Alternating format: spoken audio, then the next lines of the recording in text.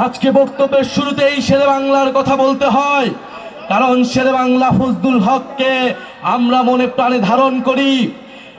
শেরে বাংলা ফজলুল হক ছিলেন সেই নেতা যিনি বাংলার কৃষক প্রজাকে ঐক্যবদ্ধ করেছিলেন, জমিদারি ব্যবস্থার বিরুদ্ধে লড়াই করেছিলেন, লাহোর প্রস্তাবের মাধ্যমে পুরো উপমহাদেশের মুসলমানদের সমস্যার সমাধান দেখিয়েছিলেন। প্রিয় সংগ্রামী বন্ধুগণ, জাতীয় নাগরিক পার্টি গণ অভ্যুত্থানের নেতৃবৃন্দ আমরা সেই শেরে বাংলা ফজলুল হকের উত্তরসূরি।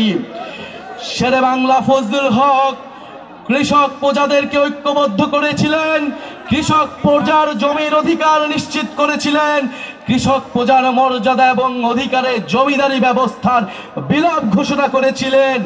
আমরা জাতীয় নাগরিক পার্টি আমরা জুলাই গণ অভ্যুত্থানে নাগরিকের অধিকার এবং মর্যাদা রক্ষার জন্য ফ্যাসিবাদী ব্যবস্থার বিলোপ ঘোষণা করেছি।